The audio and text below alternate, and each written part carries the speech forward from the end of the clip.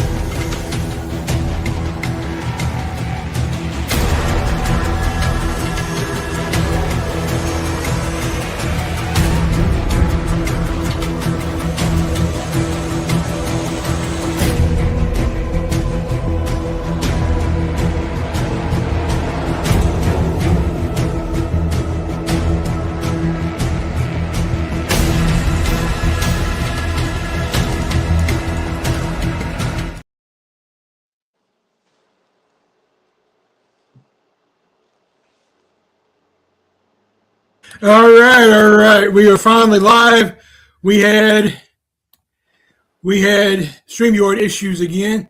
That seems to be common lately. I don't know what the deal is. But we're finally live. Welcome everybody to Paranormal Addicts podcast, season 3. We are on episode 15. My guest today is my good friend, my brother from another mother, Kenneth Drake. We'll start like we always do, Kenneth. For the people who don't know you out there, just introduce yourself to everybody. First of all, thank you, Kent. Thank you, all of you fabulous people. Love you so much. Thank you for the honor, Kent. May I say congratulations to you, my friend, on all this success that you've been having. Congratulations on the success of this show. I'm so honored to be here. We had a little bit of a scheduling delay last time. That was my fault with a travel delay, so I'm so sorry about that, but I'm so glad to be here with you tonight. I'm Kenneth Drake, and psychic. It happens. Medium. It does. But I got a feeling, Kent, from the spirits. It's going to be even better tonight, my friend. But I'm Kenneth Drake, and this is my 30th year as a professional psychic medium, and getting to connect with so many people from all over the world, and also wonderful investigators such as Mr. Kent Wilson, the living legend himself. I'm so honored to be here, Kent. Thank you for having me, sir.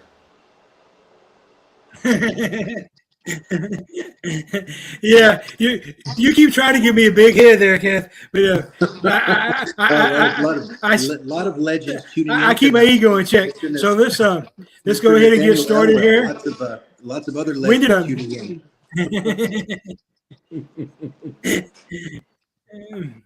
Let's talk about how old you was when you first realized that you had medium abilities. When you first realized something wasn't normal, was beyond normal. I won't say wasn't normal, was beyond normal. That's a better word. Oh, I love the way you said that, Kent. Yes, thank you so much. Lots of beautiful people. Thank you, guys. Love you all. So for me, I got to say, I started off, I was this crazy, weird kid. Now, all these years later, I'm the crazy, weird, older guy still doing this.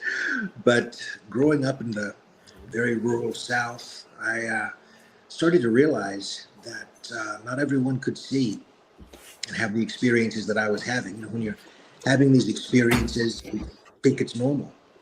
And so from a very early age, I hear stories from a very early age. I was always talking about who is the man with the scar on his face. And my mother still tells that story. No one else could see this person. Now, when you're younger, you have these imaginary friends. But as I got older, I began to realize that there was something more to this. And so when I was 16, 17 years old, I began to realize that there's something more happening and that there are voices speaking. And to be honest, my family should have put me away in a padded cell when they had the chance. I'm so glad they didn't. I realized that if it's your calling, it's going to keep on calling. And I started to realize, Kent, that these messages serve a purpose. And so I began to look into spiritualism and began to realize that these messages can bring healing to people, that there's another world out there that's always speaking to us. And this is my 30th year doing this, and I'm still learning. And I'm so glad the spirits have been patient with me all these years. That's for the people who don't know our history, we click instantly. We just click instantly, and a lot of that is because there's a lovely manager. There she is. There she is. Isn't she wonderful? Love her. So like I was saying, we're both from the South. You Alabama, me Kentucky, and so we both came from like no other way to describe it but the Bible Belt. And none of the Bible Belt. I tell people I probably grew up with a church that had people in my town, and so my background is similar. My first book just came out, and in my opening statement, I say that I don't remember a time. Most people's first memories or their first bike or their first, Christmas or whatever. My first memory is the first time I saw an apparition, for lack of better terms. So we both definitely relate to that. So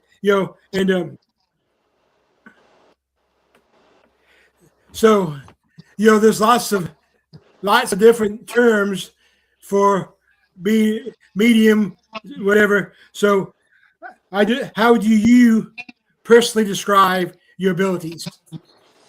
Such a great question. I remember when we first got to connect, Kent. May I say again, I'm so honored to get to do what I do. What a privilege, really, to connect with the power of the spirit world, to connect with beautiful people, but also very talented investigators. I mean, you've made quite a name for yourself, my friend, in the field, and just not only with your experience, your expertise, but the passion that you bring to the work. It's always obvious when you see someone who loves what they do, and that's one thing I love about you, my friend, is I know you love what you do, and you love this work that we're all in, like a family, really. So for all of the other beautiful people in our family out there, love you all. Thank you so much for being here tonight. I think of mediumship, Kent, as this divine birthright. So I love seeing all the people on there. This is my first podcast that's not part of the Get Haunted podcast program. This is my first one on my own. So I love seeing all the people on there. So okay. So here's my next question. What's the biggest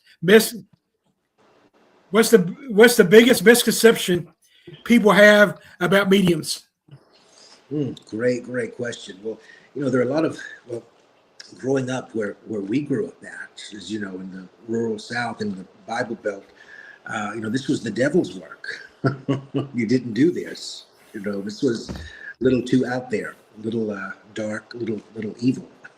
And I think for myself, one of the greatest misconceptions is that, that you're not, well, multiple misconceptions. But I think one of the greatest misconceptions is that it's only for certain people to do this work. And I believe one thing that I've seen, I'm so glad the spirits are still teaching me this. I'm still learning even after all these years. But one thing that I see over and over and over and over again, Kent, is that no matter what, no matter our backgrounds, no matter our beliefs, no matter where we've come from, the spirits, I think, speak a universal language. And something that brings us all together are these paranormal experiences. And so I feel that no matter who you are out there, no matter your background, no matter no matter your passions, the spirits are calling to you. There's a reason we're all drawn to this paranormal world. You know, there's a reason we're drawn to this world of the paranormal. And could it be that the spirits are calling all of us in our own ways to experience this communication?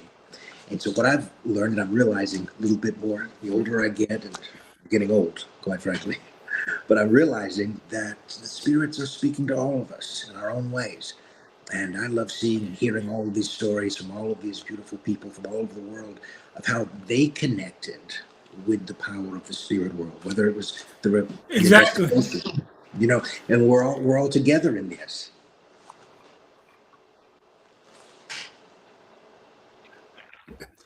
We are, and so when I'm asked the question, what do I think the biggest misconception is? I tell people, to me, that's a twofold question. The first misconception is people just assume that we can communicate with whoever they want us to communicate with. Like people come up to me and like, oh, can you communicate with my mom? I'm like, it doesn't work that way. The people have to. It's whoever wants to communicate with you or whoever wants to communicate with me. I don't get to pick who talks to me. So that's one misconception. And the other misconception I think is people assume that we choose to have abilities, and it doesn't work that way. We were blessed with these abilities. They were given to us for a reason, like you said. So to me, those are the biggest two misconceptions. Couldn't have said that any better, Ken. I love the way you say that, my friend. I think that, and it's happening, it seems to be happening more and more and more, where, 20, 30 years ago, we couldn't talk about this. It was very taboo, to even talk about ghosts or psychics, or communicating with the dearly departed, But it seems like more and more and more now, people are awakening. There's some sort of an awakening where not only are we as people having a greater interest in this, but it seems like the spirit world has a greater interest in us now. Some door is opening where it's going beyond just investigations, just beyond popular haunts and popular hunts and attractions. Now something's happening in a way that I haven't seen in about 25 years. Exactly. Where people are having these experiences, and I've shared this story before. So please, yes.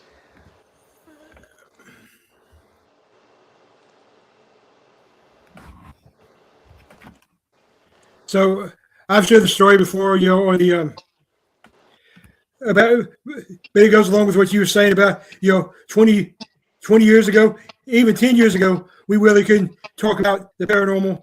And I was actually told, when I was 6 years old, I was in a hospital in Cape Girardeau, Missouri, at St. Francis Hospital.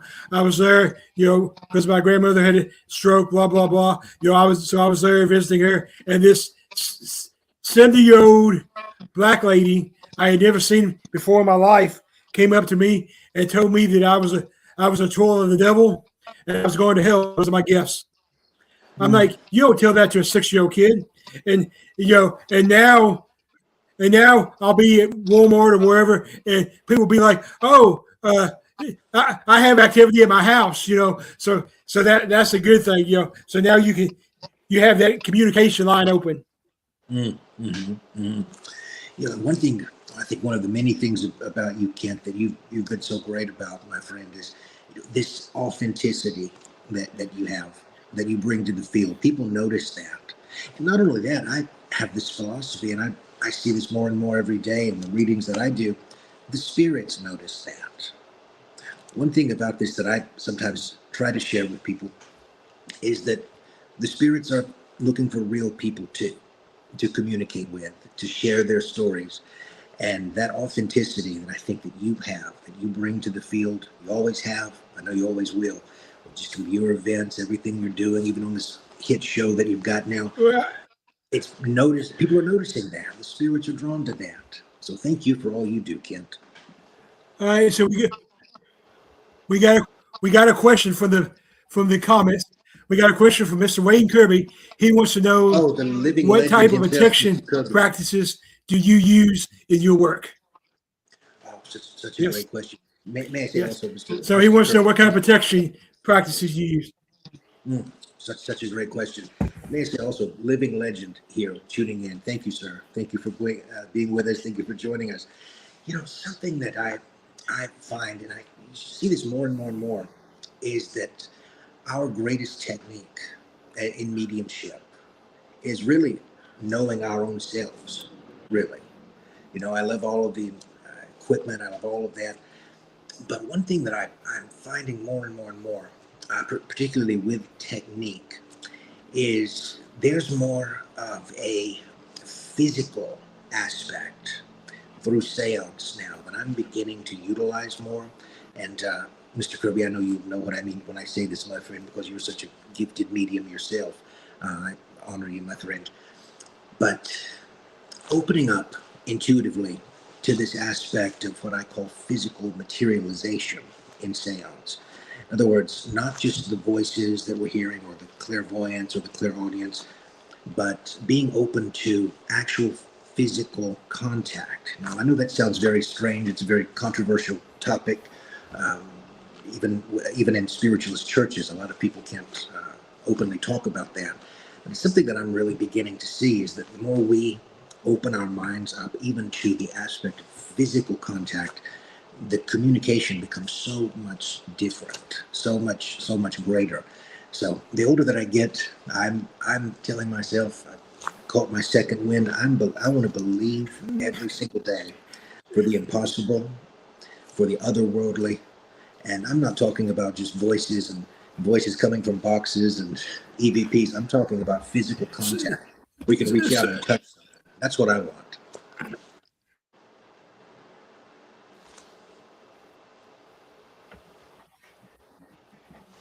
Oh, so many beautiful people, kid. You've got a beautiful family out there. A lot of Kent Wilson fans, it looks like. Of which, may I say, I am one. So, Yeah. so uh, Wayne already knows my answer because me and Wayne are pretty close. We've talked for several years. He was actually my first guest on this season of the podcast. But so my second book that I'm working on now is actually about Christianity in the paranormal field because I consider myself a Christian. We know that we discussed that. And and I've had people call them Christians because they claim to be Christians, and it's not my job to judge people. And they told me I can't be in the paranormal field and be a Christian. And I like a couple of examples to people. So I'm like, well, let's talk about Jesus, okay? I mean, if we're Christians, Jesus is who So I was like, Jesus himself actually said 2 times that, fear not, I'm not a ghost. So if ghosts weren't real, why would he say that? He could have said anything, but he specifically said, I'm not a ghost. He could have said, I'm not Satan. He could have said, I'm not Bigfoot, but he specifically said, I'm not a ghost. So, when you argue back, I don't even like to call it argue. When you discuss, when you throw facts at people, they kind of don't want to talk to you anymore. They're kind of like blah blah blah blah blah. And I know most people already know this, but I'll share it. I know you already know it, Kenneth, because we talked about it before. But I take pride in my in being real, being authentic, as you said. But I'm also a very educated investigator. I do have abilities. I don't like to put a label on them. Medium, I guess, probably fits me best. But so I have the abilities, but then I've also went further than that. And besides the 34 years of experience, I have a degree in parapsychology. I have 2 degrees in theology, and I'm a trained demonologist. So I wanted to make sure that I was prepared to do this the right way. I love not only the passion that you bring to this camp, but we're speaking the same language, my friend. I know we are because for those that may not know this, before I came into this work, I was in seminary. after having these experiences at a very, very early age, my plan was to go to seminary and become a pastor. And I was actually for several years before this. And I love what you said. What I was sharing earlier, that the spirits speak this universal language, that no matter our backgrounds, no matter our beliefs, spirits have a way of reaching us where we are. You're talking about these examples even within the Holy Scriptures. Something that really stands out to me, I think of even the words of the Apostle Paul throughout the epistles, or the Pauline epistles, where he's had so many out-of-body experiences. In his own words, he said, I don't even know if I'm in my own body or not.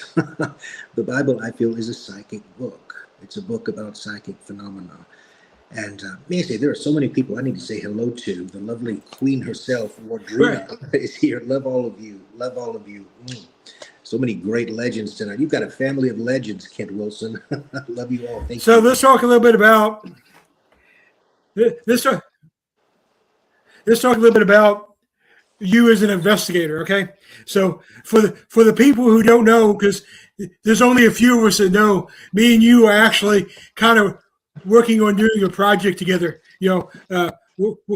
Baby steps right now, but we're getting there. So my question to you is, how important do you think it is that investigators and mediums work together in the paranormal field? Oh, I think it's so important. I think it's so important. We all have these unique gifts that we bring to the table. Whether you're just someone who's detail oriented, or you're someone who's very sensitive to energy, or maybe you're just someone who's passionate about spooky things. I think there are a lot of spooky people out there. Love you all. But we all bring something to the table. And I think when we connect in this way, it opens up this doorway for greater spirit contact, whether it's an investigation, or whether it's a seance, or even a service in a spiritualist church, or just a reading between a client and a medium. There's something that happens when we bring our own authenticity. So I would say to everyone out there watching and everyone out there listening, no matter what you're passionate about, there's a place for you in the paranormal. The paranormal needs you.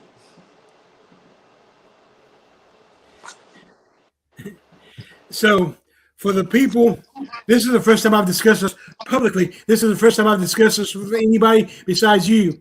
But for the people who are out there that care, the concept that we're working on for our project is we're going to investigate together, and we're going to use both the scientific, the way I investigate, and then we're going to use the mediumship investigation too. I described it, when I pitched it to you, I described it as the Dead Files, but real. And you actually said, no, this is going to be so much better than the Dead Files. So I don't know. I don't. You're gonna get me in trouble, my friend.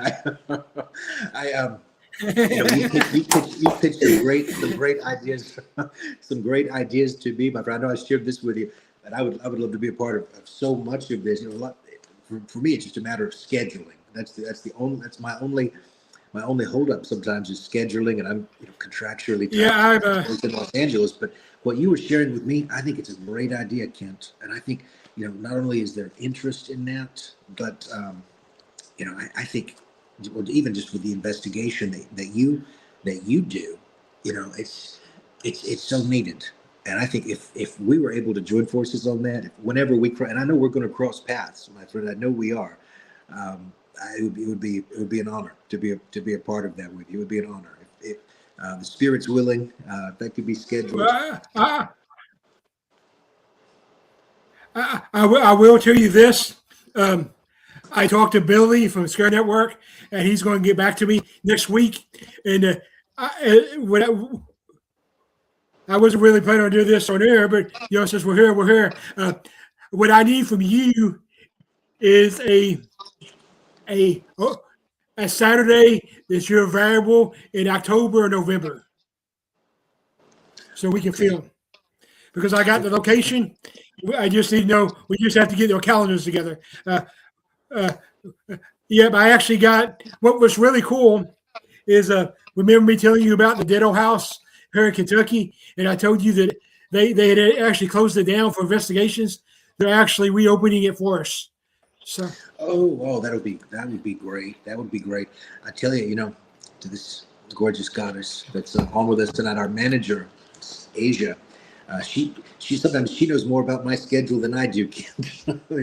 she's been so great. She's been so great. She's handled my schedule, and to be a part of the methodical management team, I tell you, she's really the best there is in this field. So All right, so lovely goddess. Yeah, but, yeah, I think it's going to be. I think it's going to be I think it's. Yeah.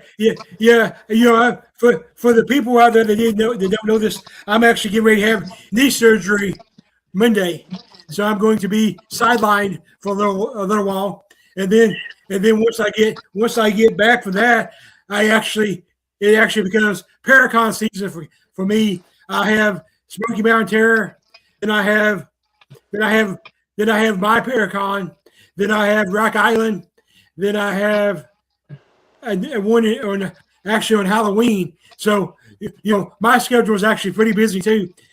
Probably not as busy as yours, Kenneth, but mine's busy. No, you're a very. But it's nice to be. It's nice to be in demand, I guess. No, I always share it with people, Ken. I still think of myself as a nobody from a nowhere town, even after all these years. And what a privilege to do what I do, and what a privilege to connect with the power of the spirit world. But I know you've got a lot going on, and scheduling wise, I know you're a very difficult man to get in touch with. Also, we'll have my people get in touch with your people.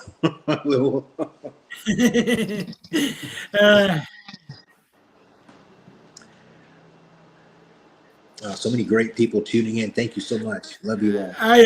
I'll tell you an interesting story. Yes, I love all this. So I'll tell you an interesting story that I had. You like to call me the living legend, all that stuff, but I actually kind of consider myself a nobody. So last year I was a special guest at Rock Island at Smoky Mountain Terror last year.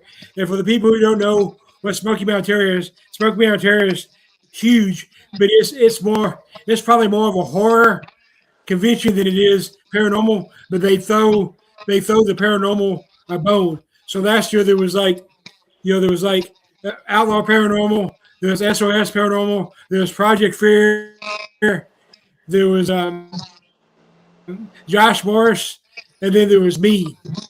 And I figured nobody would care about me. Nobody at the table. I'm just there. I was actually humbled by how many people stopped by and how many people always said, "Oh yeah, we already know who you are. We watch your podcast all the time, all this stuff." So yeah, it was a humbling experience, but it was nice too. I put, like I said, I put 35 years into this field. And I'm not as big as like Sam and Kobe and some of those people, but it's nice to be appreciated. Because what I do is real. I don't fake stuff. I don't scream demon. I don't wear tight jeans. I'm real. So it's nice to be appreciated. Completely understand. There's this old saying, and so let's talk a little bit about your new book you got coming out. Yes. Well, which one? Which one? We've got, with what you were sharing, Ken, bring up a great point, my friend. I always hear, I see time and time again that people may forget what you do, but they'll never forget how you make them feel. And I think there's so much power in making people feel good. And that's, even with you and meeting some of these fans of yours, I love connecting with people because we have an opportunity to make people feel good. You don't have to be a celebrity to make someone feel good, and that's where the power of the spirit really is. But thank you for bringing up the book, Kent. Last summer, right, at my release of my book, Branded by Spirits, and thank you for all of the support out there. I have another one coming out this fall, the Seance Diaries, which is talking about some of my experiences in physical mediumship, but really, really excited about that. It's going to be coming out a little bit later, after summer or beginning of fall. Well, I would definitely be adding it to my library when it comes out. Thank you. So yeah, definitely. And when I see you, I'll get an autograph on it. Oh well, I So need to um, be asking for your autograph so when too, I because approached writing my you got book, some pretty great books yourself. Congratulations on your book, my friend. well, I never wanted to write a book, but people used to be like, "Oh, you need to write a book." My response was always "I don't even read. Why would I write one?" And but uh, but I actually had this one lady. This one lady who was part of another group that we collaborate with a lot, and every time she saw me, she's like, "You need to write a book." Finally, I wrote a book, and in my process, I picked my titles. I've already got the titles of all three of my books. I picked my titles to be authentic and also to get your attention. My titles make a statement before you even read the book. You know what I'm saying? So, like the book that I got out right now is "Don't Buy Generic Batteries," and it's probably not a demon. So Genius and then title, my my genius. se- my second my second my second book is actually kind of like a manifesto because it's actually trying to get the paranormal field back to being real instead of being entertainment. You know what I'm saying? And the name of my second book is "It Takes More Than Wearing Skinny Jeans and Yelling Demon to Be a Paranormal Investigator." Mm, mm. And You know, that's and genius. then, and then my third book, and maybe my final one, right? My third and final book, maybe I might write some more, but the third book I got planned is actually called "Hold On, You're a Christian and a Paranormal Investigator. How does that work?" And that title was actually based on an actual interaction. I don't like to name drop. So for the people out there, everybody's seen the Blair Witch Project. The big, the movie. The actress that started that movie. I was talking to her last year at Rocky Mountain Terror, and we had been talking for like 10 or 15 minutes. We was on lunch. At the time, were only the guest floor.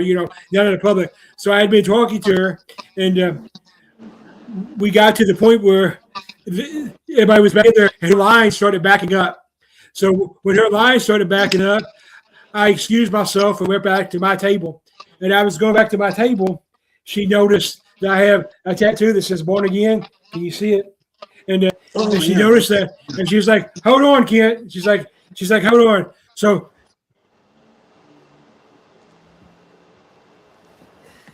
she was like, "Hold on." She's like, "You're a Christian and a paranormal investigator. How does that work?" I'm like, "For me, it works good." I was like, "Because my abilities are from God." Yeah. So that's out of my book. mm.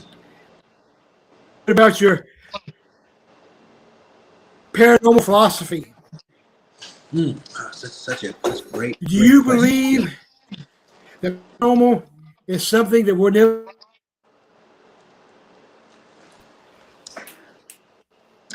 I lost you just for a moment there, my friend. Would you mind repeating that? Kid, I want to make sure I'm feeling that with you, my friend. Say that again, please. Do you? I'll repeat that question for everybody out there. I said, do you believe the paranormal that we'll never fully understand? Oh, such a great question. There are so many mysteries. Yeah, so many mysteries. And one thing that I'm seeing it more and more, and what I get to do is just when you think you've seen it all, just when you think you've seen it all, there's more to experience. There's more to encounter. There's more to uncover. And I just think it's a testament really to how powerful and how in, just incredible the spirit is. There's so many different aspects of that, and just when you think you've seen it all, the spirit gets better and better and better. I wake up every day, my friend, in awestruck wonder that we get to have this life, that we get to have these experiences with the spirit, and wow, what a blessing, really. What a privilege to do what we do.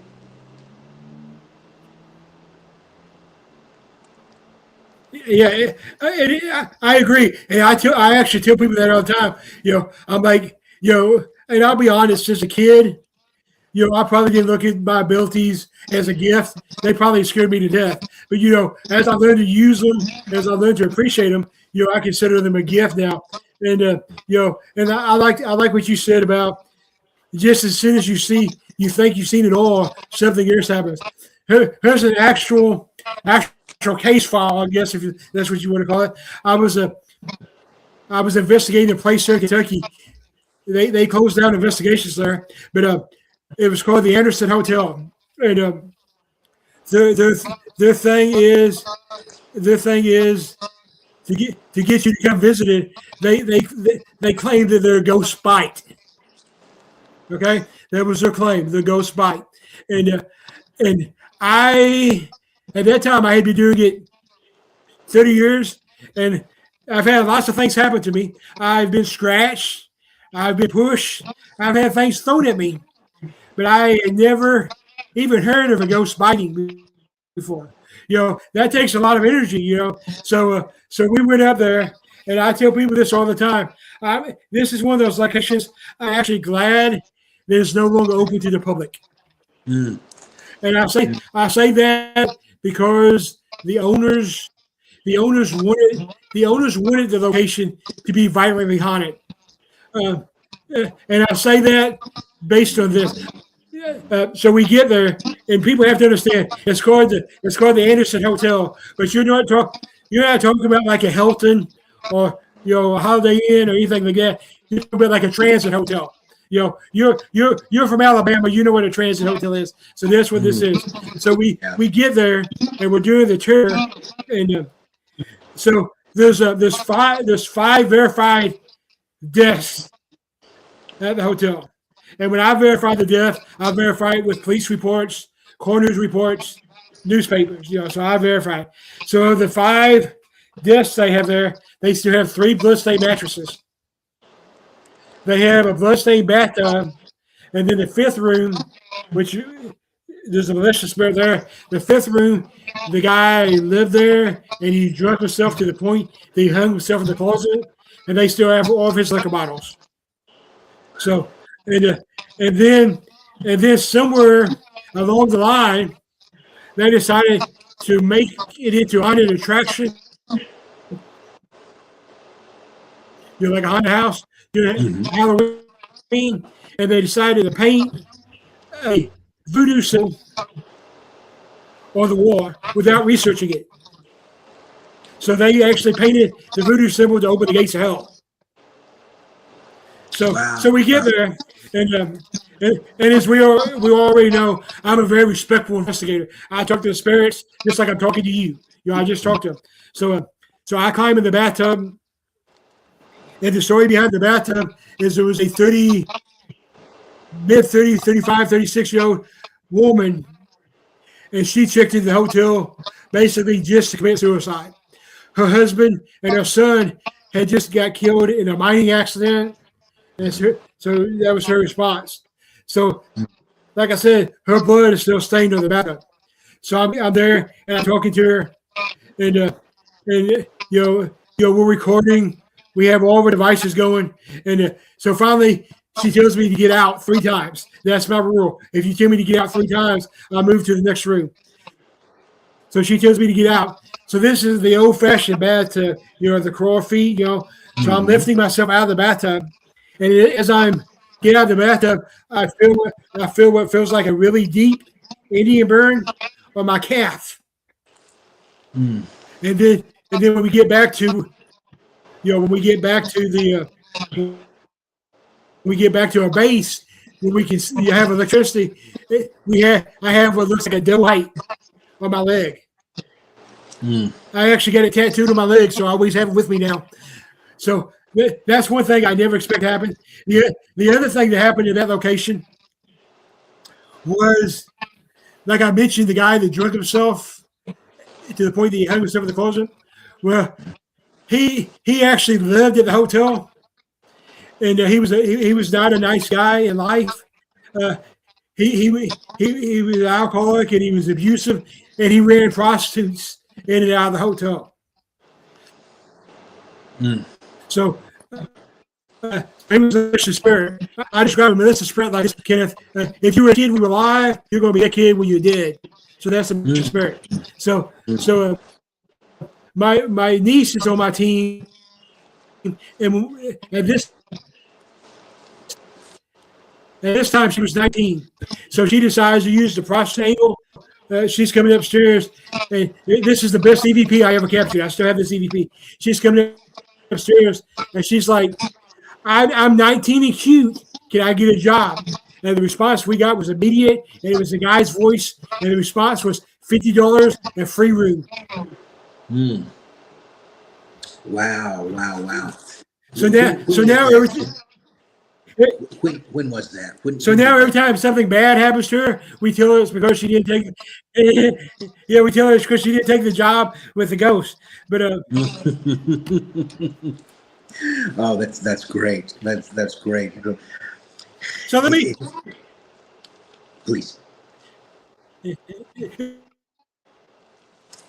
gotta have fun in this too. So let me ask you this question. This is a personal experience with our abilities. Sometimes we don't really know what's going to happen and how they're going to communicate with us. So I've been at work every day this week, and around 2:00 in the afternoon, this guy just starts walking towards me, and there's nobody else there but me. He'll walk towards me, and then he'll get within 2 feet of me, and then he just disappears. And he's been doing it now for 5 days. I'm thinking he has something to tell me, and maybe he just don't know how or what. But that's what I'm thinking. That makes sense. And spirits, I know they see your sensitivity. They see your gift, Kent, and they like a moth to the flame. They're drawn to that. They're drawn to that. And so to even have that experience, I think that's proof positive. Right. Proof positive that the spirits seem to really like you. I mean, I don't feel any danger. I just, it's just like, at first I thought maybe I was going crazy, but then, it kept happening, and it's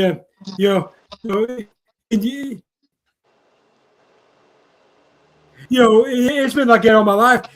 I tell people, I guess it's kind of different for everybody too. But I tell people that they ask me what it was like growing up with those abilities. I tell them that actually Sixth Sense, the movie, actually was pretty close to the way it was for me, except I didn't have a tent to protect me. So they were just always, if they were just always trying to communicate with me. I didn't have a safe spot, and I didn't have anybody. I didn't have anybody to train me either or teach me.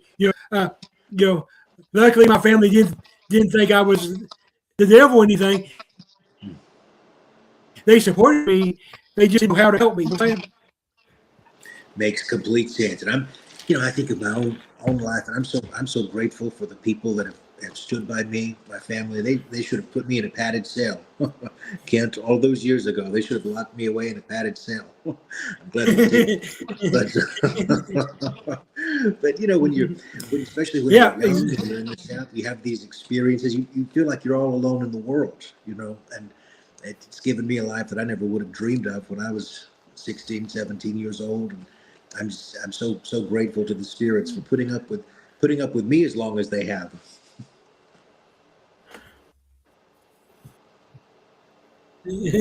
Exactly. I think sometimes, I think part of our gift, part of our abilities, whatever term you want to use, I like calling them my gifts.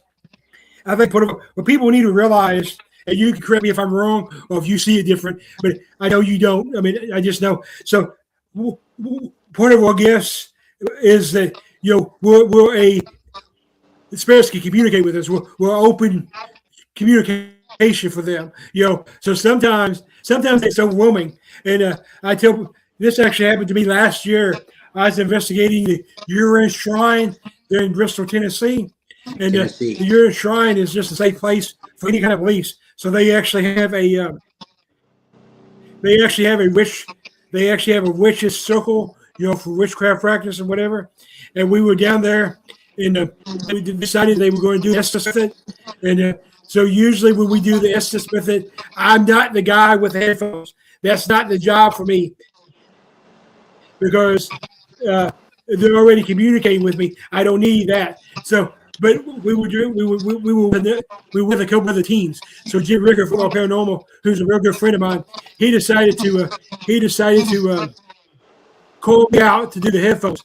And as soon as I got on the headphones, I had like 21 spirits trying to communicate to me at one time, and that's overwhelming. So it ain't it's not like we can turn it off and on. But we do have to be able to say, I can't talk to all of you at one time. We have to protect ourselves too. Mm-hmm. So so true. I love the way you handled that, Kent. I got to say, so many of these beautiful people love you. Thank you so much for tuning in. Thank you for letting me crash the party on Paranormal Addicts tonight. Love you all. Thank you. You're welcome. You're welcome on my show anytime, Kenneth. Anytime. It's my honor, Kent. Thank you. I mean, hopefully in 2027, people will see us streaming together. Hey, it could happen. I know we're going to cross paths soon. For the very first time that we got to connect, I knew we've got a lot in common, and I know that. And a medium can always see another medium, and I know that you've got. We do. Yeah. Right. It's like the first time we talked we actually talked, we was like, we're already family, So, and I don't want to talk too much about 2027 because I haven't made it through 2026 yet, but 2027, West Kentucky Paranormal Expo, you're going to be down here with me, as a speaker, So year 5 it's going to be you and Daryl Monson and some other people. I haven't scheduled the other people yet, but I figure with those two I'm good. So all right, so we're going to do. Hey, to even be included, to even be thought of is I like to call it like the lightning round. I'm just going to shoot some questions at you, and just answer the first thing that pops in your mind. Okay. Okay.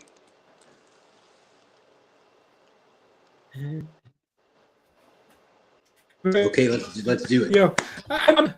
From my standpoint, I'm the same way. I'm like Wade and you, and just there's so many people. Like I said, I call myself a nobody. I realize I'm not a nobody, but I'm not Sam and Kobe. I don't have a billion viewers or anything, and I'm also not faking stuff. So if that's what it takes to get that many viewers, I'm never going to have that many viewers because I'm not going to fake stuff. It's just I can't do that. Yeah. So you're family, So here we go. I appreciate that. What's your favorite type of haunted location? Hospitals. What's your favorite kind of haunted location? Hospital. Great question. Asylums. Great question. Prisons. I love an old hotel. Especially a hotel from the 20s. I love the 1920s. So an old hotel from the 1920s. That's my favorite.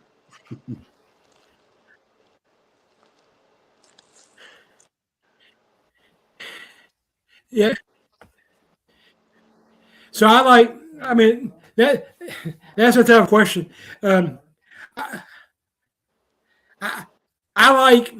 I don't know.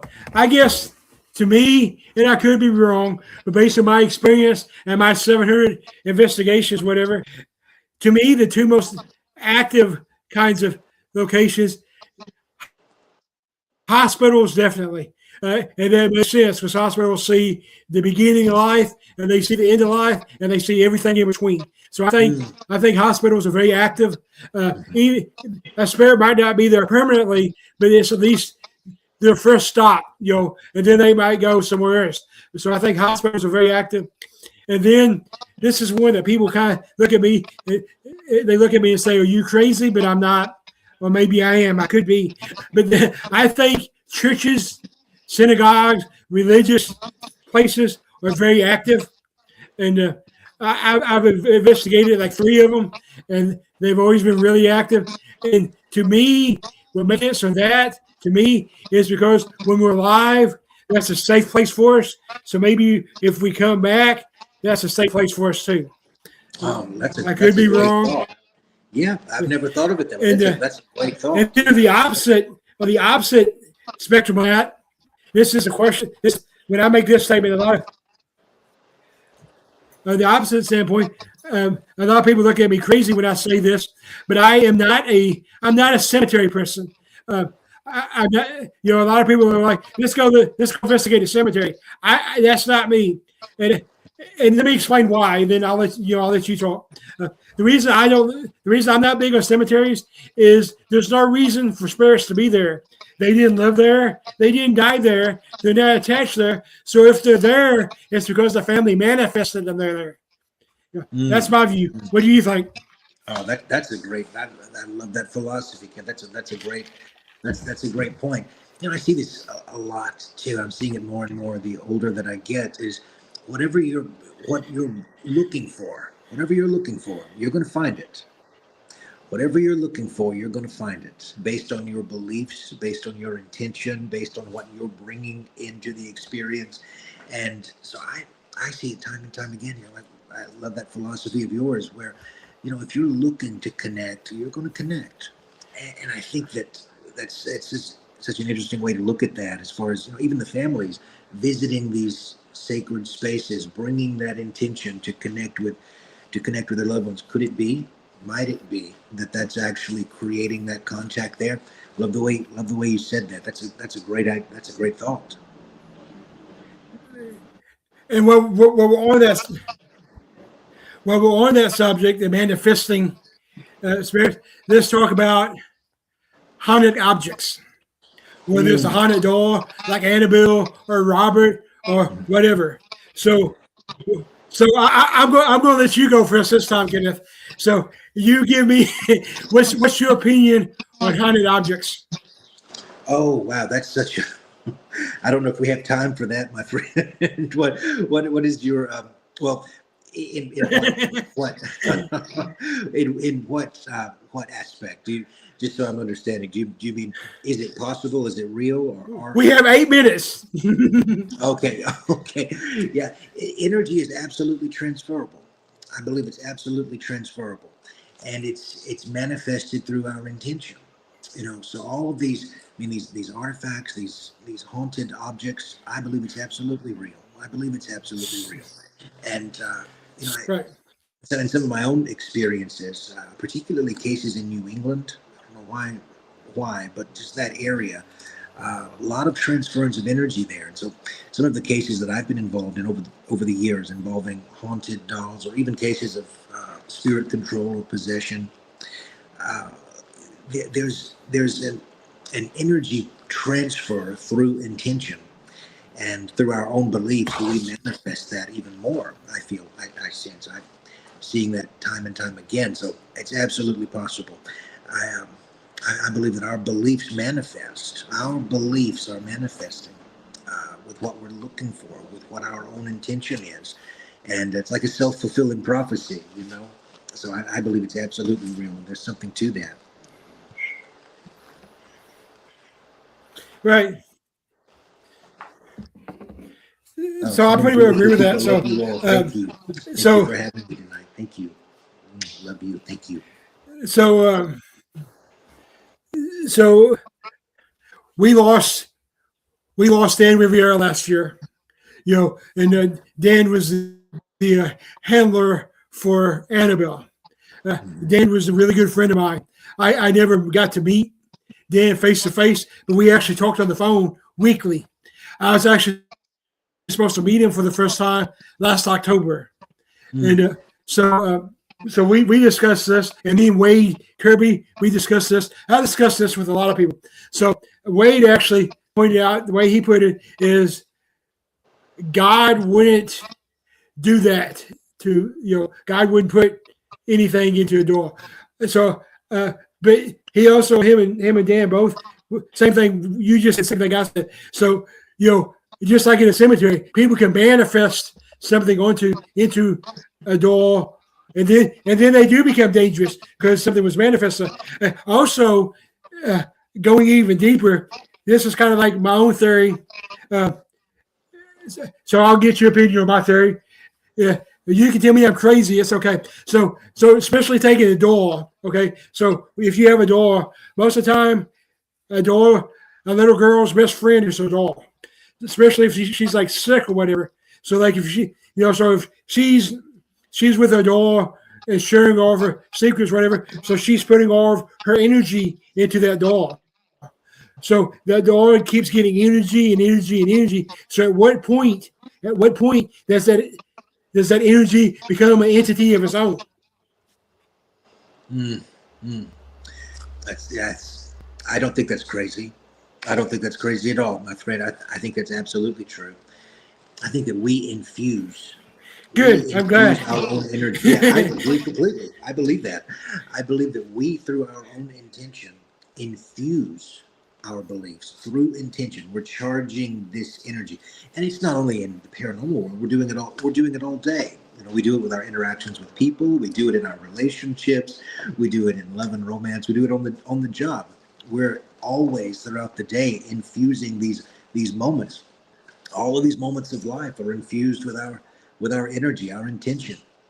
Of course, that's gonna tell a story. There are always these stories that are being told, and 250 years from now, 300 years from now, I think a lot of people are going to look back on this and they're going to feel this. Even this conversation, is recorded in the histories of energy right now. What a beautiful thing to think about. This idea that we never really die.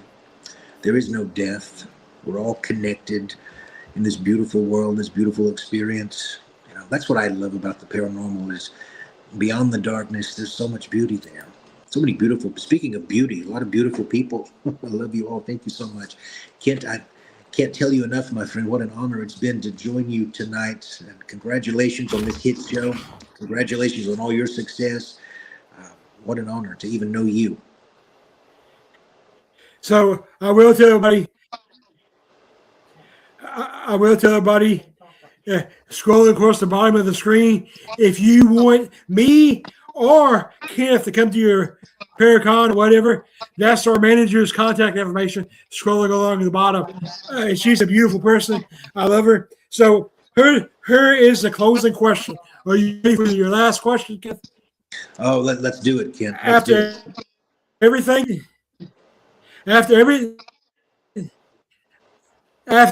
you've experienced, what keeps you searching? Every single day. Such a great question, my friend. Thank you. Every single day I wake up and I feel like in my heart I'm still that same 16, 17-year-old kid. All those years ago, I feel like I found my second wind. Every single day I wake up in awestruck wonder to experience the power of the spirit world and to see that we're not alone. To see, it may seem like we're alone. I know for all of our people watching out there, it may feel like you're alone. Not only are you not alone, you've never been alone. And there are voices in this world that are going to tell you you can't make it. They're going to tell you you don't deserve it. My friends, there's another world speaking, and that other voice is wanting you to know all things are possible. Anything is possible. Everything's possible as long as you believe. And I believe. And I'm so honored to get to experience this life. What a beautiful life. I always tell people that I want to leave the field better than it was when I got into it. And I keep telling them that I'm going to keep doing this until we're no longer considered a pseudoscience and we're actually considered a science. And then I tell them that, as long as I can hold a flashlight and a spirit box, I'm going to keep doing this. Kenneth, I appreciate you coming on tonight. It's always good sitting down with someone really. Always good sitting down with someone willing to look at the paranormal from a deeper perspective, not just what we can capture with equipment, but what people generally experience. Make sure you check out the Seance Diaries when it comes out, and keep up with everything Kenneth Drake has coming up next. Thank you. And Kenneth, on closing, tell everybody what you do got going coming up next. Appearances, all that fun stuff. And then I will let you go, my friend. Thank you so much, Ken. I can't thank you enough, my friend. Thank you for this honor and all these beautiful people. Thank you. Coming up on the 31st, May 31st, I'm going to be in Ohio with some very, very dear friends. Very dear friends. The Shaman and Showman, Thomas Patrick, Charles Wardruna. Love Patrick. Oh, he's incredible, isn't he? And also on the 17th, I'm going to be in Louisville for the Louisville Horror Con. I'm going to be close to you, Kent. I'm going to be at Louisville for the Louisville Horror Con. I've got a presentation on the 17th. Tickets are still available for that. But, guys, got a lot coming up. And just up the road for me. Hey, we're close. We'll be close. So thank you so much, Ken. Thank you to all of these beautiful people. Look forward to seeing you somewhere on the road on the other side. Thank you, my friends. Thank you, everybody, for tuning in. Kenneth, you're my brother. We'll talk again soon. Like I said, don't forget to look at your calendar. Tell me October, November, December. What Saturday you're available, because we're going to get this thing going. I'm telling you. I'll see everybody next week. I'm not sure who my guest is yet because I forgot. So everybody have a blessed day. Keep me in your thoughts and prayers. Monday, as I had my knee surgery. And for the people who don't know, Kenneth, you already know, I did recently lose my stepmom, who's been in my life since I was 6 years old. So we're still dealing with all that. So until next time, guys, live paranormal. Be nice to each other, and that is a wrap.